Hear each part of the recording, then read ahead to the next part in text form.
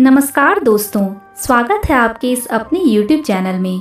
दोस्तों, नवरात्रि के 5वें दिन जिस माँ की पूजा की जाती है उनकी कथा मैं आज आपको सुनाने जा रही हूँ। तो चलते हैं इस कथा की ओर। माँ स्कंद माता दुर्गा की 5वीं स्वरूप है। नवरात्र के 5वें दिन स्कंद माता की पूजा की जाती है। पौराणिक कथाओं के अनुसार माँ स्कंद माता हिमालय की पुत्री पार्वती हैं। इन्हें महेश्वरी और गौरी के नाम से भी जाना जाता है। माँ दुर्गा के इस स्वरूप के नाम के पीछे भगवान कार्तिकेय हैं। दरअसल माता पार्वती और भगवान शिव के ज्येष्ठ पुत्र कार्तिकेय का नाम स्कंद भी है। इसीलिए स्कंद की माता यानी स्कंद माता के रूप में माँ दुर्गा की पूजा नवरात्र के 5वें दिन की जाती है। संतान प्राप्ति में बाधाओं को दूर करने के लिए माँ स्कंद माता की पूजा की जाती है। माँ स्कंद माता शेर पर सवारी करती हैं। इनकी 4 भुजाएं हैं।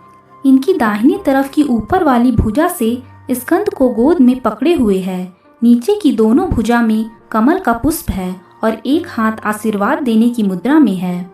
सती द्वारा स्वयं को यज्ञ में भस्म कर देने के बाद शंकर भगवान सांसारिक मामलों से अलग हो गए और कठिन तपस्या में लीन हो गए थे।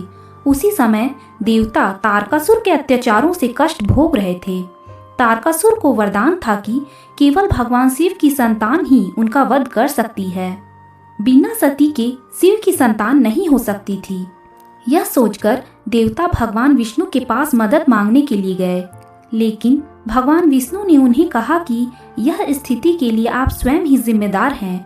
अगर आप सब दक्ष प्रजापति के यज्ञ में भगवान शिव के बिना उपस्थित नहीं होते तो सती को अपना शरीर नहीं छोड़ना पड़ता। उसके बाद विष्णु भगवान उन्हें पार्वती माता के बारे में बताते हैं, जो आदि शक्ति माता सती की अवतार हैं। उसके बाद देवताओं की ओर से महर्षि नारद पार्वती के पास जाते हैं और उनसे तपस्या करके भगवान शिव को पति के रूप में प्राप्त करने के लिए कहते हैं, जो पिछले जन्म में भी उनके पति थे। हजारों वर्षों की तपस्या के बाद शिव भगवान पार्वती माता से विवाह करते हैं।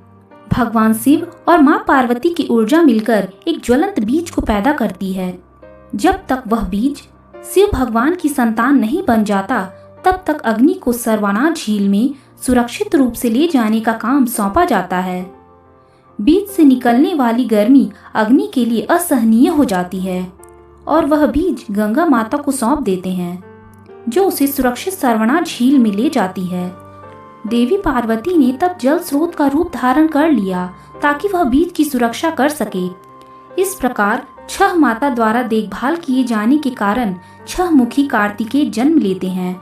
वह बड़े होकर सुंदर, बुद्धिमान और शक्तिशाली कुमार बने। कार्तिकेय जी को ब्रह्मा जी के पास शिक्षा के लिए भेजा गया, लेकिन पहले ही दिन उन्होंने ब्रह्मा जी से ओम का अर्थ पूछा।